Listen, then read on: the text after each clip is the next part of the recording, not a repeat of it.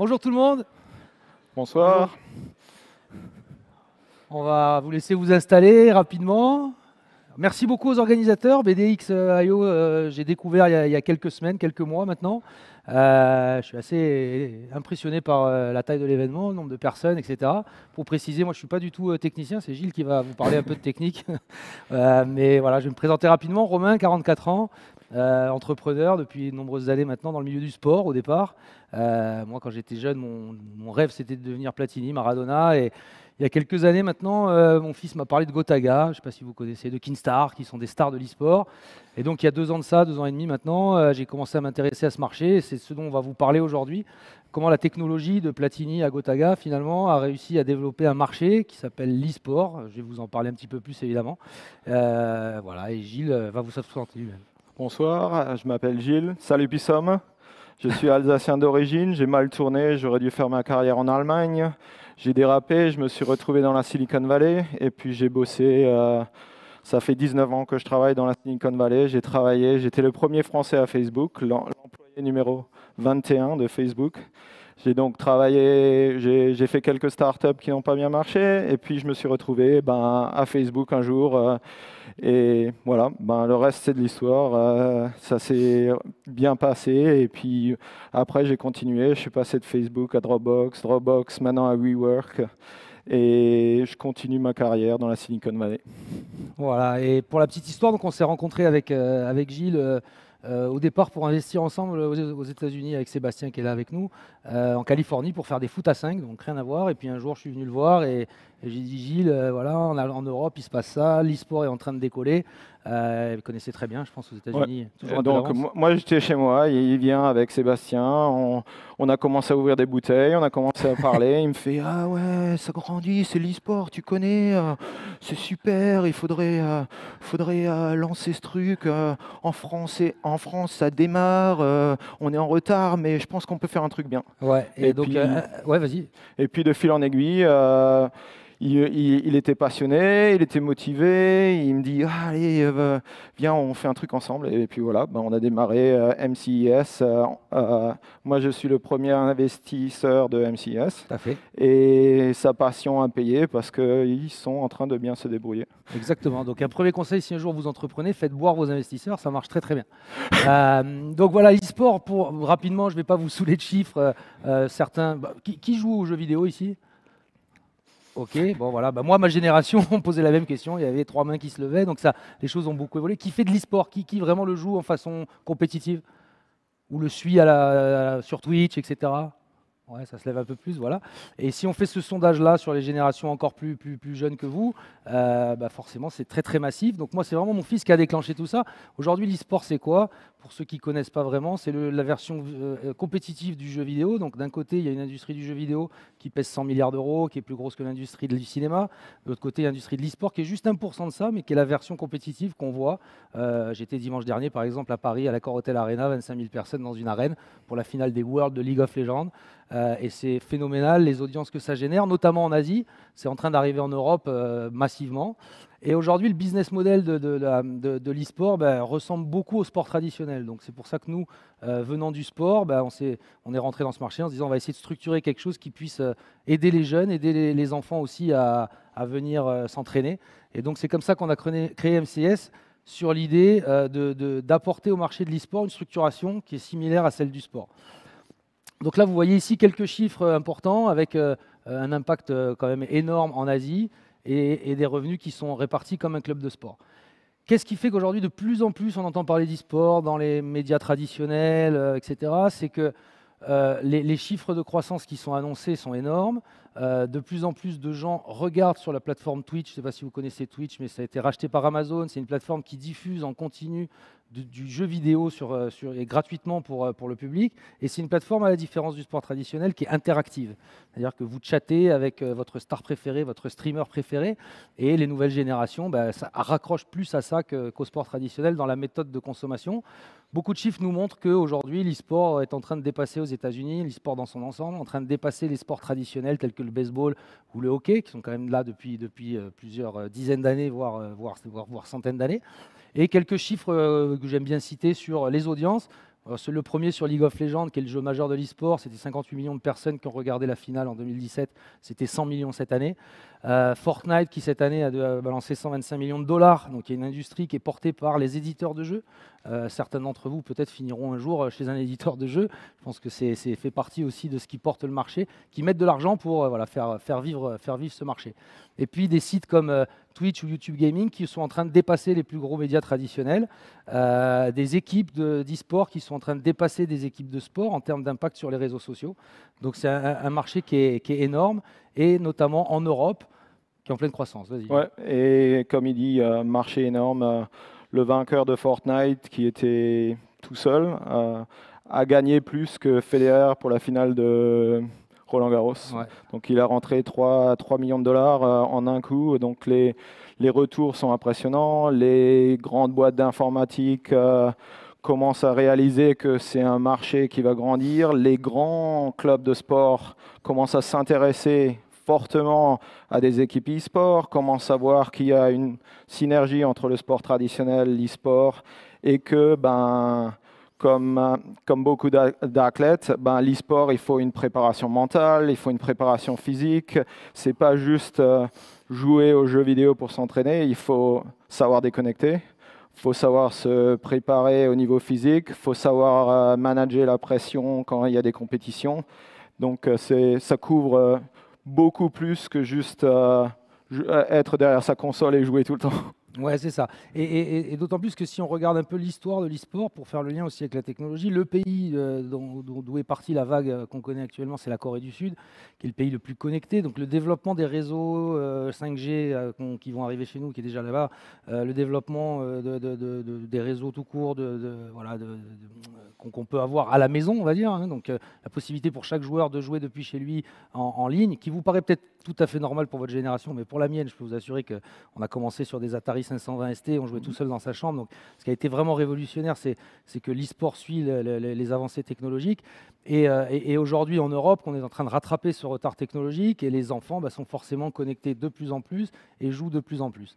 Donc le pari qu'on a fait, nous, au niveau de l'équipe qu'on a créée, c'est d'essayer de réconcilier un petit peu ces deux mondes, des gens qui jouent beaucoup, les gens qui font de moins en moins de sport. Donc on a aussi des problématiques sociétales qui sont importantes et intéressantes. Et on vous expliquera un petit peu après ce qu'on a fait. Donc l'Europe, pour dire qu'aujourd'hui, même si c'est évidemment toujours un petit peu en retard, ça reste un marché qui est très intéressant pour nous. Et pour faire le parallèle entre le sport et l'e-sport, on a essayé de mapper et de comprendre avant de lancer notre projet quels étaient les points communs et les points de différenciation. Les points communs, ils sont ceux que vous voyez en haut, c'est que l'e-sport aujourd'hui génère des audiences. Et c'est ça qui fait vraiment la valeur du marché, la valeur des équipes, etc. Ces audiences deviennent des fans, donc les fanbases grossissent, et certaines équipes dépassent déjà des clubs de sport traditionnels ici en Europe. Je prends l'exemple, je suis Marseillais. Aujourd'hui, l'OM est derrière Vitality, par exemple, qui est une des premières équipes sur les réseaux sociaux. L'organisation des compétitions, donc on y est, hein, ça y est, de plus en plus, de partout, ça se structure. Il y a des ligues. Nous-mêmes, on fait partie de la ligue française de League of Legends qui s'appelle la LFL. On est en première division, on joue tous les mardis, tous les mercredis. Tout ça est diffusé. Il y a des droits télé qui ont été revendus à des gens qui les ont achetés. Donc tout ce qu'on a connu dans le monde du sport est en train de se mettre en place petit à petit dans le monde de l'e-sport. Petite anecdote, en ce moment je suis en plein mercato, donc on a des transferts de joueurs, des montants de transferts, des agents, enfin, toujours sympa, on s'en passerait des agents, mais voilà, on a exactement ce qu'on connaît dans le monde du sport. La partie financière, le potentiel de croissance est peut-être encore plus important que ce qu'on a connu dans le sport traditionnel, à la différence d'un sport qui voudrait se développer aujourd'hui. L'e-sport a cette capacité incroyable pour un jeu vidéo à se déployer dans le monde entier en quelques jours, en quelques semaines. Fortnite, aujourd'hui, c'est 200 millions de personnes qui jouent chaque jour partout dans le monde, et le jeu a explosé dès sa sortie. Donc il n'y a pas toute l'inertie qu'on peut connaître dans le monde du sport. Si on veut lancer le foot, il faut construire des terrains, il faut que des jeunes viennent s'entraîner, il faut des coachs, alors que là, on est sur une industrie digitale qui se développe très très rapidement. La capacité de renouvellement, ça c'est quelque chose qui fait la différence en fait dans l'e-sport. C'est-à-dire qu'aujourd'hui, le fait de pouvoir changer la méta du jeu, d'être constamment en train d'écouter la communauté et de pouvoir intervenir sur le mode de jeu, la façon de gagner ou de perdre, etc. C'est un gros plus qu'à l'e-sport. On ne change pas tous les 15 jours la forme du ballon de foot. Par contre, sur League of Legends, tous les 15 jours, il y a une méta qui change les pouvoirs des différents joueurs, pour vous le faire très simple. Donc c'est quelque chose qui est vachement excitant pour quelqu'un qui joue, je pense, de pouvoir toujours se renouveler et en fait, en étant toujours sur le même terrain, avoir toujours des tactiques nouvelles à mettre en place. Et ce qui explique des succès de l'e-sport. Et sur la partie professionnalisation, après je te passe la parole. Par contre, l'e-sport est très très low level et très en retard par rapport à ce qu'on connaît dans le monde du sport. Donc c'est vraiment sur ce point-là qu'on est en train de travailler, professionnaliser l'approche des joueurs, etc. Et professionnaliser l'approche coaching, coaching des joueurs, entraînement, nutrition, sommeil, etc. Je vous en parlerai un petit peu après. Mais voilà, Gilles, je voulais peut-être, puisque pour moi, l'e-sport, en fait, c'est lié à la technologie, totalement. C'est quelque chose qui n'existait pas, évidemment, il y a 20 ans ou 25 ans. Comment, toi, tu vois les choses et dans ton expérience, toi qui as connu des croissances incroyables, notamment Facebook. C'est ça. C'est un peu le moment où l'e-sport est un peu, comment on dirait, crossroads. Il commence vraiment, c'est l'hyper-croissance de l'e-sport. Donc, moi, je vais faire un petit parallèle avec Facebook où j'étais. J'ai été employé en mai 2005, donc j'étais très tôt dans la boîte. Il y avait, quand j'ai commencé, 3,3 millions d'utilisateurs. C'était, je pense que vous le savez tous, c'était verrouillé aux universités américaines, personne ne pouvait vraiment rentrer, c'était un réseau fermé, c'était le truc cool, on pouvait rencontrer des gens, c'était sympa. Et puis, tout d'un coup, il y avait de la compétition qui arrivait, il y avait MySpace. MySpace, putain, on va plus revenir. Et 2006, on commence à s'inquiéter, on voit les stats de MySpace, ils grandissent à 1 million d'utilisateurs par semaine, ils montent à 10 millions d'utilisateurs par semaine, et nous, on était toujours sur notre réseau fermé. Facebook s'était ouvert aux entreprises américaines, à certaines écoles en Europe qui avaient des emails verrouillés. Ça a commencé à s'ouvrir, et puis tout d'un coup, ils ont fait on va ouvrir au high school. Et c'est là que Mark Zuckerberg, il a poussé pour ouvrir à plus en plus de réseaux jusqu'au jour où ils ont décidé on va l'ouvrir à tout le monde. Et là, c'est la balance qui s'est inversée. Les 10 millions d'utilisateurs de MySpace, ils ont commencé à ralentir. Facebook a commencé à grandir et on rajoutait 300 000 utilisateurs la semaine. Après, 1 million, ça arrivait à 2, 3, 10 et puis ça a décollé et tout s'est inversé. C'était un modèle fixe, on ne pouvait pas trop customiser, mais ça permettait de rencontrer les gens facilement. Et puis, il y avait tout le problème de logistique derrière, quoi. On avait, quand moi j'ai commencé à Facebook pour faire grandir la capacité, j'étais un des seuls managers de data center. Donc, à chaque coup qu'on déployait des racks, il fallait que je sois là-bas, il fallait que je fasse venir des gens, installer les racks, faire le câblage, configurer tous les trucs pour... Tout seul. Ouais, pour 30 racks réseau, ça nous prenait à peu près 30 jours. Donc, c'était de l'inertie, il fallait beaucoup de main-d'œuvre, il fallait découvrir combien Facebook allait grandir dans les prochains 6 mois, combien il fallait rajouter de serveurs pour suivre la capacité. Et c'est là qu'il y avait les gros problèmes, quoi. On avait du mal parce que à chaque coup qu'on construisait un centre de données, 1 mégawatt, c'était pas assez. 2 mégawatts, c'était pas assez. Il fallait faire des centres de données qui avaient 6 mégawatts et qui pouvaient contenir 30 000 à 40 000, à parfois 120 000 serveurs en même temps parce que il y avait les gens, ils se connectaient de plus en plus et il fallait maintenir la capacité, maintenir le site. Donc pendant 2 mois en 2007, j'étais tous les jours assis avec mon ordinateur dans le centre de données principal de Facebook parce qu'on n'avait plus d'autres capacités et je devais regarder si la température allait trop haut. Je devais arrêter des serveurs les serveurs qui n'étaient pas critiques pour maintenir le site web. Donc je faisais ça 3 heures par jour. J'étais assis et puis on m'appelait, on fait attention, on arrive à 110% de la température du truc, commence à éteindre ça, tac, tac, tac, tac, tac. On est des serveurs et j'ai fait ça pendant 2 mois. J'étais assis littéralement et je regardais les graphes et j'éteignais les serveurs pour maintenir le site en place. Et après, on est devenu de mieux en mieux à Facebook. On construisait des data centers plus vite. On a eu des professionnels qui sont venus de boîtes comme Yahoo, comme Google, qui ont apporté leur savoir-faire. Et 2 jours avant que je parte de Facebook, on arrivait à installer 125 racks de 40 serveurs en 48 heures. Progresser. Ouais. Donc, on pouvait déployer des centres de données complets en 48 heures. Et il y avait, c'était des installateurs, ils rentraient des racks entiers, 4 vis dans le sol, 3 câbles réseau, un script. La capacité était en ligne et prêt à servir des données pour Facebook. Et aujourd'hui, combien de temps ça prendrait d'installer ce genre de serveur? Ça a dû encore progresser, j'imagine. Maintenant, c'est différent. Ils construisent des centres de données qui ont 30 mégawatts de moyenne et souvent 100 mégawatts dans des coins qui sont choisis pour Pas trop chaud. pas trop chaud, qui ont ils font beaucoup de comment ça s'appelle, adiabatic cooling.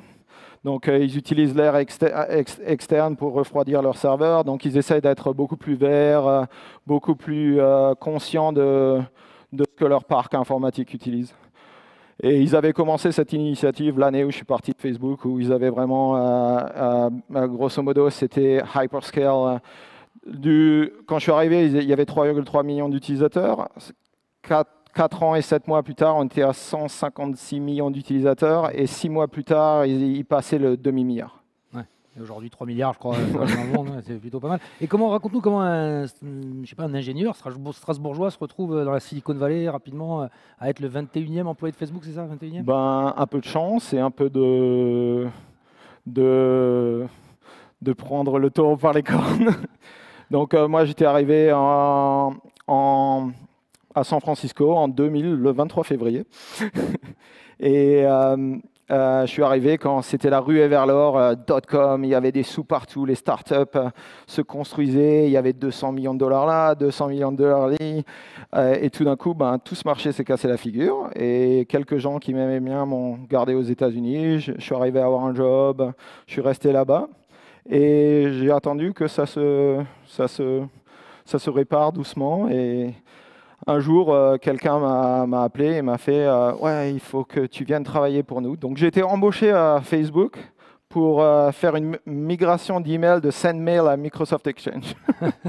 C'était ça le point de départ. Voilà. Et j'ai fait un interview pour ça. Je suis arrivé, il y avait à 9 h du matin, il y avait un gars derrière une table en train d'installer une imprimante qui me dit ah, t'es trop tôt là, il faut revenir dans 1 heure. Le gars qui va te faire ton interview, il vient que dans 1 heure. Il est en train de prendre sa douche. Ah. Donc je suis allé prendre un café, je reviens, 1 heure après, il n'y avait toujours personne.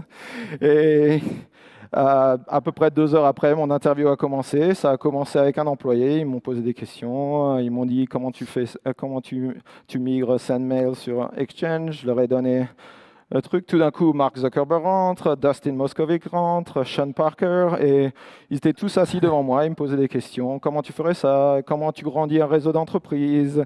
Comment tu construis ça? Et puis, de fil en aiguille,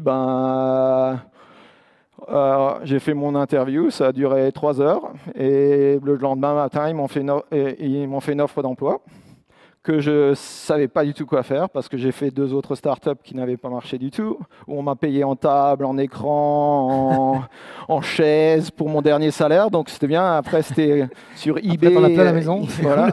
C'était sur eBay, il fallait chercher un camion pour mettre la chaise dedans pour la vendre sur eBay. Et donc, je me suis dit, je ne sais pas. Et en même temps, Abbott Laboratories, je connaissais quelqu'un là-bas. Ils m'ont fait une belle offre pour être sysadmin. Je me suis dit, Et donc, j'ai demandé à la personne qui m'avait donné mon stage aux États-Unis, qu'est-ce que je dois faire, Facebook et Abbott Laboratories. Donc, je l'appelle un soir, un dimanche soir. Et il me dit, c'est quoi les 2 jobs? Alors, je lui fais Abbott, c'est super bien payé. Les trucs, ça va bien se passer. Et après, il me fait, c'est quoi le deuxième? Facebook. Et là, il m'a dit, je t'arrête, tu dis oui à Facebook et tu regardes jamais en arrière, tu dis oui, tu prends le job et tu y vas à fond. Et puis voilà, je les ai appelés 15 minutes plus tard et j'ai fait, bon, je signe, c'est parti, on le fait. Et pour expliquer à mes parents au début ce que c'était Facebook, mon père qui me fait, tu travailles pour qui? Ah, Facebook, c'est comme ça que pour lui expliquer, je lui dis, c'est comme ça que les étudiants américains, ils sortent avec des nanas. Ouf. Ça doit marcher, ça. Et alors, mon père qui me demandait, ils vont faire des sous comment? On ne sait pas. Ils ont mis du temps à faire des sous, d'ailleurs. Ouais. Et puis, 3 ans plus tard, je viens en France, il y avait des petits F partout. Mes parents, finalement, savaient pour qui je travaillais. Ils ont compris. Ouais, et puis c'est ça, quoi. Je pense que l'e-sport est un peu à ce croisement en ce moment. Tous les pays commencent à s'organiser, les marketeurs commencent à se placer, à voir qu'il y a un changement, qu'il y a une fusion entre sport traditionnel et e-sport. Et ça commence à devenir la même chose que Facebook. Ça commence à grandir exponentiellement. Il y a des plans de grands stades en France, il y a des plans de grands stades en Europe pour des grandes rencontres. Donc ça, Ouais, bah, je nous souhaite la même aventure que Facebook. On aura l'occasion après, si vous voulez, vers la fin, à poser des questions, notamment à Gilles, hein, surtout si elles sont techniques, à moi, si vous voulez, sur l'e-sport, on ne sait jamais. Mais je vais, pour reprendre le fil de ce que tu viens de dire, effectivement, pour vous expliquer comment aujourd'hui est structuré le marché de l'e-sport et vous dire que partout, il y a de la technologie, évidemment. En haut de tout ça, on a des éditeurs de jeux que vous connaissez sûrement, Activision Blizzard, Epic Games, Riot Games, etc., qui sont un peu les patrons de cette industrie. Qui aujourd'hui génèrent des revenus assez incroyables, recrutent les meilleurs ingénieurs et essayent de développer les jeux qui seront un succès demain. Ensuite, on retrouve des gens qui sont des organisateurs de ligues, des organisateurs de championnats, des externes qui viennent, qui prennent le jeu, qui prennent l'IP, qui installent des salles. Donc il y a de gros besoins techniques quand on installe des salles et des événements et qui font des événements un petit peu partout dans le monde selon les jeux, dans des stades ou dans des cinémas. Voilà, il y a tous les niveaux. Évidemment, tout ça, il y a des gens qui diffusent l'e-sport. Donc, le plus connu étant Twitch, deuxième étant Mixer. Mixer appartient à Microsoft, Twitch appartient à Amazon, YouTube fait aussi du gaming, et Google aussi. Et un jour, tous ces gens-là vont se battre pour diffuser exclusivement sur leur chaîne certains contenus, certaines compétitions. Et c'est ce qui prédit à l'e-sport un marché qui va exploser avec l'arrivée des media rights qui vont ensuite se redescendre sur les équipes. Donc pour certaines, je ne sais pas si vous les connaissez, mais pour les plus connus, Cloud9, Fnatic, Vitality, pour parler de la France, qui aujourd'hui jouent dans des championnats fermés sur le modèle un peu des ligues américaines de sport, NBA, NHL, etc. Donc avec des franchises, des systèmes de franchising qui permettent de faire du business. Donc c'est une industrie très, très orientée business. C'est pas comme le sport. Il n'y a pas eu tout le maillage territorial, associatif, etc. Enfants, nanana. Et c'est pour ça que nous on a développé ce projet. Et puis ensuite derrière tout ça, bien sûr, il y a des marques qui viennent aujourd'hui sponsoriser des équipes. Pour nous, par exemple, c'est Adidas et EDF qui sont nos sponsors principaux. Pour d'autres, ça va être Renault, Orange, etc. Donc, il y a aussi un enjeu de sponsoring. Toutes les équipes aujourd'hui vivent un peu grâce à ces revenus de sponsoring. Mais j'aime bien ta touche, tu as mis le logo, tu as mis notre logo dans le coin, c'est sympa. On est au même niveau que Cloud9, Fnatic, c'est pour bientôt ça. Ce qui fait la différence, nous, la façon avec Gilles, Seb, tous les gens, Pascal aussi qui est là aujourd'hui, quand on a travaillé sur l'e-sport, on s'est dit, bon, moi j'ai 44 ans, je ne fais pas du business juste pour faire du business, il faut aussi qu'il y ait un peu de sens dans ce qu'on fait. On a décidé de créer des premières académies d'e-sport, donc aujourd'hui on adresse les enfants de 12 à 16 ans, ou même plus jeunes. L'idée étant de faire bien la différence entre le gaming, je joue des heures et des heures et des heures, je joue dans ma chambre et tout seul, et je suis même addictif, etc., à l'e-sport, qui lui est une pratique compétitive, cadrée, encadrée, coachée par des gens compétents. Donc on a créé des académies qu'on est en train de développer dans la France entière, bientôt à Bordeaux d'ailleurs, dès février, je crois. Voilà, donc on va pouvoir adresser cette partie aussi de cette jeunesse qui ne sait pas forcément se réguler autour du jeu vidéo. Et donc on ouvre actuellement des salles comme vous voyez là. Aujourd'hui on en a 2 sur Aix et Marseille, et on va ouvrir sur d'autres villes en France tout au long de l'année, avec un système qui est obligatoire. Quand vous rentrez chez nous, vous allez toujours faire du sport et de l'e-sport. Donc on a décidé de relier les deux pratiques. Donc là, je sors un peu complètement de la technologie, hein, mais vraiment d'essayer justement de rendre physique la pratique virtuelle de l'e-sport, d'attirer les gamins. On a aujourd'hui, je vais faire très concret avec vous, des enfants qui arrivent chez nous, qui ont 8-10 ans, qui ont une psychomotricité d'un enfant de 4 ans, qui ne savent pas faire de vélo, de trottinette ou même nager. Moi, j'ai des joueurs professionnels dans mon équipe qui sont payés relativement cher, qui jouent tous les jours, qui sont très très très bons joueurs sur League of Legends. Et puis quand on dit on fait une sortie VTT, il y en a 4 sur 10 qui me disent moi je ne sais pas faire de vélo. Donc on a un problème, vu de notre point de vue en tout cas, et on a envie nous de contribuer en tout cas à ce que la passion du jeu vidéo, la passion de l'e-sport puisse servir justement à ramener ces générations vers le sport traditionnel.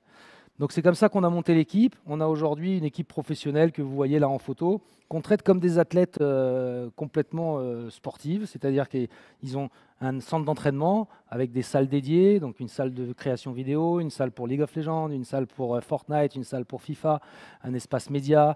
On les loge dans une maison, ils sont vraiment considérés comme des athlètes professionnels. On les met dans les meilleures conditions pour qu'ils aient les meilleures performances possibles. Donc là, c'est la maison dans laquelle ils vivent, par exemple. Donc, on a pris quelque chose de très joli dans le sud de la France. On fait attention à leurs horaires d'entraînement, à la programmation de leurs entraînements, au fait qu'ils ne jouent pas tout le temps, mais qu'ils jouent vraiment de façon intensive. Donc, on a mis tout un programme en place, toute une méthode, avec notamment toutes ces personnes que vous voyez ici qui sont impliquées.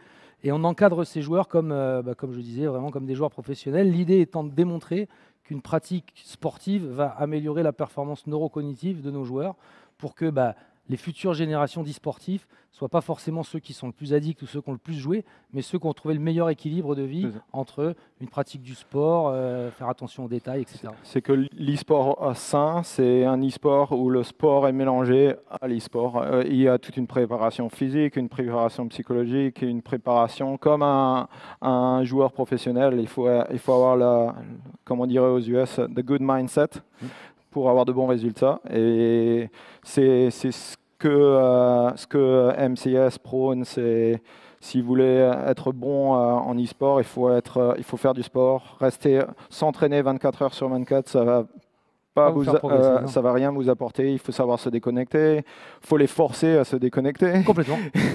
Complètement, il faut aller un peu contre leurs envies. Voilà, exactement. Non, et il faut savoir que sur certaines compétitions, ils vont jouer devant 15 000 ou 20 000 personnes. Ils vont rester pendant 4 heures, 5 heures, 6 heures derrière un ordinateur, avec des grosses pressions, avec des enjeux qui sont très importants. Parce que l'e-sport, aujourd'hui, ces joueurs que vous voyez là sont tous professionnels, sont tous payés, donc ils ont des obligations, ils ont des devoirs, ils ont des sponsors individuels pour certains, ils ont une communauté de fans qui interagit beaucoup avec eux.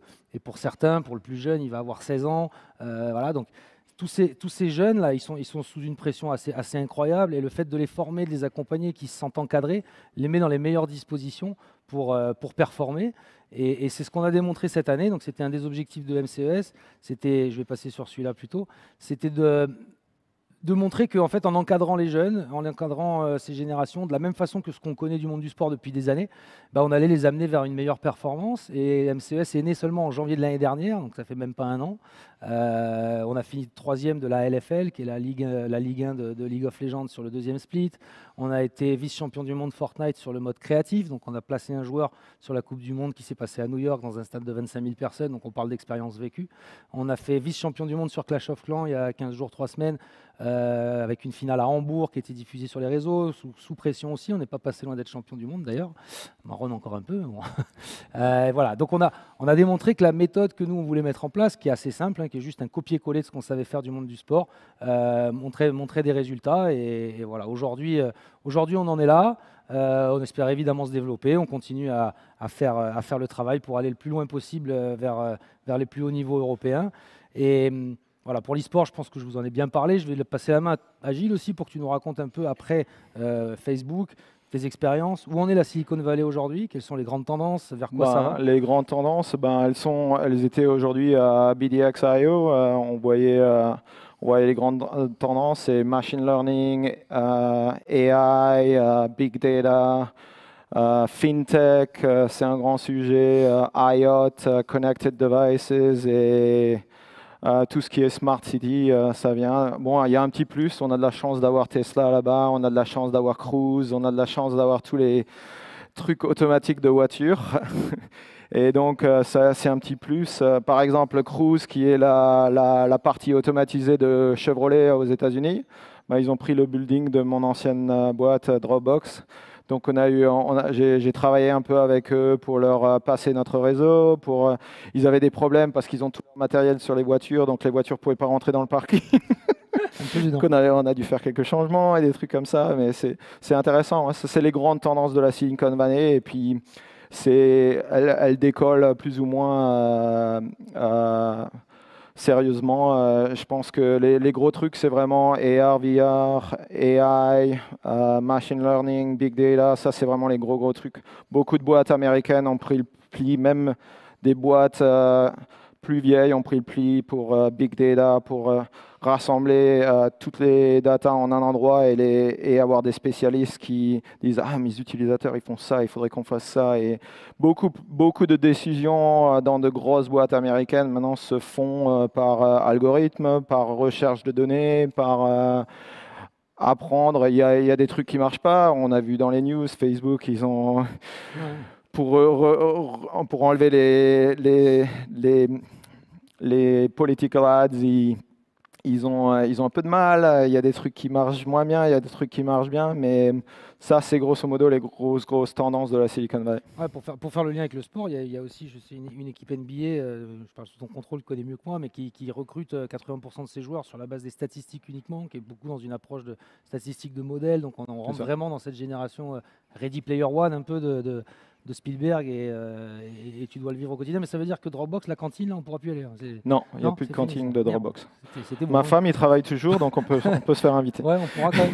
Pour info, c'est pas mal. Je ne sais pas si vous êtes déjà allé dans la Silicon Valley, mais les boîtes là-bas, il y a une telle tension sur le marché de l'emploi au niveau des ingénieurs, tu le diras mieux que moi, mais que les boîtes se battent sur la qualité de vie des employés, et c'est assez impressionnant le niveau qui c'est maintenant Dropbox, il y en a plein qui ont suivi cette trend. C'est Netflix, Dropbox, il y a plein de boîtes qui ont maintenant les vacances illimitées. Donc on croyait qu'en France on avait beaucoup de congés. Ben non, les Américains ils ont mis une surenchère. Ils font maintenant vacances illimitées. Comme à la SNCF. Non, c'est pas presque quoi. Donc si notre manager par exemple il est d'accord, on peut prendre jusqu'à 6 mois de vacances dans l'année. C'est bien ça. Du moment qu'on termine nos projets, mais que personne tout se passe bien. En réalité, les gens sont tellement impliqués. En réalité, et engagés, c'est un truc pour pas payer les frais quand un employé part de la boîte. Parce que quand il n'y a plus de congés, il ne faut plus payer les vacances qui n'ont pas été prises. Et par contre, quand on en profite bien, et moi j'en ai bien profité pendant quelques années, si on s'arrange bien, on peut prendre une semaine de congé tous les mois pendant 12 mois. Et donc ça fait une bonne balance. Moi j'ai 2 enfants, c'est bien d'être avec ses enfants, c'est bien de déconnecter. Maintenant j'ai changé un peu ma vie. Je travaillais, j'étais toujours connecté, je répondais à mes emails à 2 heures du matin, je voyage beaucoup en Irlande, je voyage beaucoup dans le monde, j'étais toujours connecté et depuis 2-3 ans, maintenant à chaque coup que je suis en congé, je déconnecte complètement, le téléphone reste à la maison, le laptop reste à la maison et de toute façon s'il y a quelque chose qui casse dans notre réseau ou s'il y a un problème quelque part, c'est que j'ai pas fait mon boulot correctement. D'ailleurs, il nous reste à peine 10 minutes avant de déconnecter, de pouvoir aller boire un coup, donc ça, c'est plutôt cool. Je sais pas, on va peut-être faire des questions-réponses, si jamais il y a quelques personnes dans la salle qui sont intéressées pour poser des questions à Gilles sur son parcours ou sur l'e-sport en général, s'il y a quelque chose si ça vous intéresse. Non, pas de questions. Ah, si, une là. Bonsoir. Bonsoir. On voit très peu de femmes dans les, par exemple à League of Legends ou autre. Ouais. Est-ce que c'est pas un problème? Enfin, ça vient d'où en fait? Est-ce que c'est quelque chose de culturel? Enfin. Ouais. Est-ce que c'est un problème? Oui, c'est un problème. Complètement, c'est un problème, notamment pour l'approche qu'on en a. Alors, il y a différents niveaux de réponse. Aujourd'hui, dans le jeu vidéo, si on prend le jeu vidéo dans son ensemble, il n'y a pas de raison, puisqu'il y a autant de femmes qui jouent que d'hommes. Quand on prend les jeux mobiles notamment, et qu'on prend vraiment l'ensemble des jeux vidéo. Quand on va sur la version compétitive, qui commence à y avoir des jeux où, comme League of Legends, on doit gagner, on doit avoir un esprit compétitif. Déjà, on redescend à 70-30, il n'y a plus que 30% de femmes qui continuent, qui se font beaucoup tracher. C'est ce qu'on nous dit, nous, c'est ce qu'on entend dire de la part des filles, qui ont beaucoup de mal à s'imposer dans des équipes de garçons. Donc il y a du machisme, il y a tous les problèmes de la société qui finalement qui ressortent dans le jeu vidéo et dans la techno. Et quand on arrive sur le niveau pro, on n'en retrouve même pas 1%, donc c'est assez inquiétant. Il y a eu plusieurs tendances. À une époque, tout le monde disait mais il faut absolument que les femmes puissent faire partie des équipes masculines, ce qui paraît très logique. Il n'y a pas de barrière physique qui font qu'une femme ne pourrait pas être dans une équipe de League of Legends au meilleur niveau. Mais la tendance actuelle, c'est de dire bon, ça ne marche pas, ça, on n'y arrive pas, du coup les femmes se sentent exclues. Donc on va aller, comme dans tous les sports traditionnels quasiment, vers des ligues féminines, des championnats féminins, et au moins que les filles puissent se développer entre elles. Et moi, j'ai un exemple très concret. Ma coach de Fortnite est une ancienne championne du monde de Counter-Strike. Et elle est exceptionnelle, évidemment, dans le jeu. Elle est fantastique en tant que coach. Donc, nous, on joue beaucoup et on est une des rares équipes, je pense, à avoir une coach professionnelle en France. Donc, on essaye beaucoup de le faire. Mais un dernier truc là-dessus, sur nos académies, comme on n'avait que des garçons qui étaient inscrits, qui venaient le mercredi, le samedi s'entraîner à Fortnite, on a lancé cet été des bourses et on a dit, voilà, on offre à 5 petites filles sur nos réseaux sociaux, on a quand même pas mal de monde, on a dit on offre à 5 petites filles l'abonnement à l'année, et vous venez quand vous voulez, etc., etc. On a eu 0 réponse. Donc il y a un problème, mais je n'ai pas la réponse, on essaye nous à notre petit niveau de le régler, mais oui, effectivement, il y a un souci. Ouais. Oui, bah oui.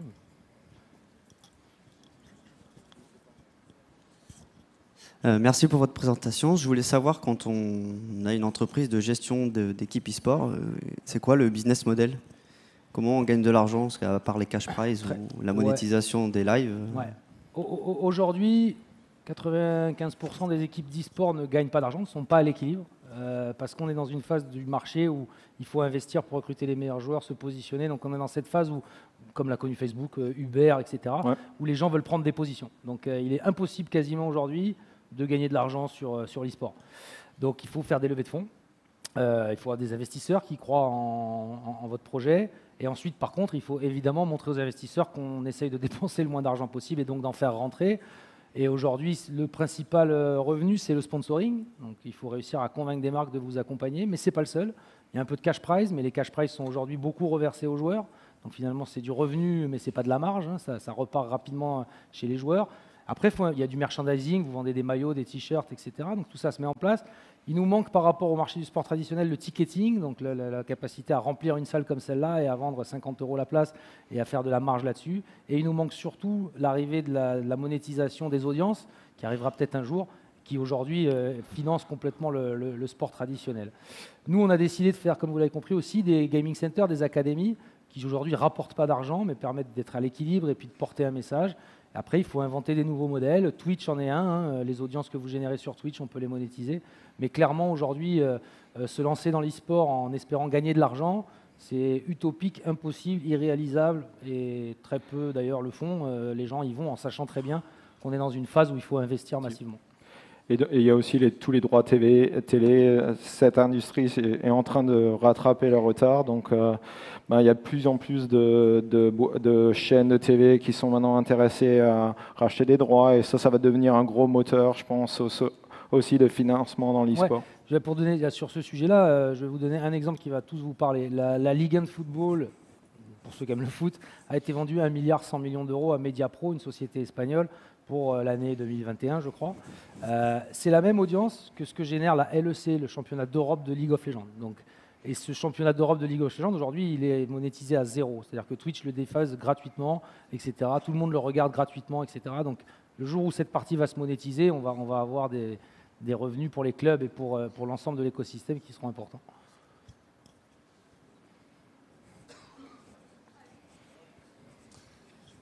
Oui, je me demandais juste si vous faisiez des équipes de Smash Bros et si vous avez des objectifs sur ce jeu-là.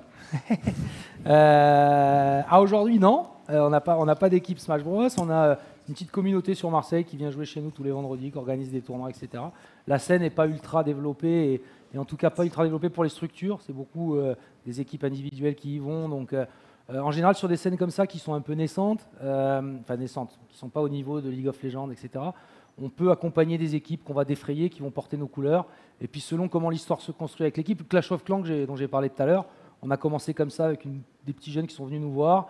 On les a trouvés cool, on les a défrayés 1 fois, 2 fois, 3 fois, puis ils sont devenus vice-champions du monde. Et là, nous, on se retrouve gagnants, eux aussi, et c'est super. Donc pour l'instant, on n'a rien prévu là-dessus, mais why not, si on rencontre la bonne équipe. Ouais. Sinon, après, on fait du recruiting au bar. Voilà. À l'apéro, on pourra en reparler si vous voulez. Bonsoir. Merci pour la présentation. Je vois pas qui parle. Pardon. On m'a donné le micro tout à l'heure, c'est pour ça. Okay. Moi, j'avais une question. J'ai connu l'e-sport avant qu'il se professionnalise. Aujourd'hui, quelle est votre vision? Je vois les résultats de la MCES. Bravo. Merci. Mais qu'en est-il de la concurrence et qu'est-ce qui vous manque aujourd'hui pour les truster la première place du podium? Alors d'abord, ça a été une grosse surprise pour nous dans ce marché d'arriver sur un marché aussi qui existe depuis des années. Hein. On est loin d'être les premiers, évidemment, mais qui est assez fragmenté et friable. C'est-à-dire on est rentré très rapidement à LFL par du lobbying, par le sérieux du projet, par le discours qu'on a amené qui était un peu différenciant. La première année, on a galéré parce qu'on était une équipe inconnue, donc pour recruter des joueurs, les faire venir, il fallait qu'on se fasse connaître. Toute cette année nous a permis de développer l'image, les résultats, etc. Aujourd'hui, ce qui se dit au niveau des joueurs, c'est qu'MCES est une super structure, ils sont bien accueillis, qu'ils ont envie de venir chez nous. Donc c'est déjà beaucoup plus facile. Si vous suivez le mercato de League of Legends, il faut attendre quelques jours, mais on aura peut-être de grosses surprises à annoncer. Donc nous, l'objectif, c'est de recruter les meilleurs joueurs, de continuer à faire le travail qu'on fait, parce que je pense qu'il faut aussi laisser le temps d'infuser nos méthodes auprès des joueurs qu'on a. Hein, c'est pas, dans l'e-sport en général, je ne sais pas si vous connaissez un peu, mais les mecs arrivent, c'est honeymoon pendant 3 semaines, tout va bien, tout le monde s'aime, on a des résultats, et après ça explose, c'est le bordel, il y en a un qui veut partir, l'autre, etc.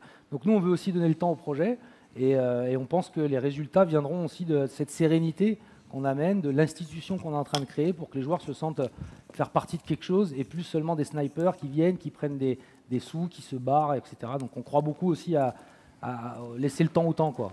À créer une équipe solide qui se maintient année après année. Le bouche à oreille, il marche très bien. Les autres joueurs parlent entre eux. Ils sentent que la structure est stable, qu'il y a beaucoup de travail pour supporter les joueurs et tout ça. Donc ça fait une grande différence. Exactement. Et nous, on investit plus, pour être tout à fait clair dans mon budget. Moi, j'investis plus sur les gens qui structurent mon club, les managers, les coachs, etc., que sur les joueurs. Et on veut vraiment mettre en place ça, même les gens en marketing, au RH. On fait une vraie entreprise, une vraie société, pour que quand le joueur arrive, il se sente le mieux possible dans son élément et en performance, uniquement en performance, quoi. On est bon? Ouais. Merci beaucoup, Gilles Romain. On va les On va arrêter là. Merci. Bonne soirée.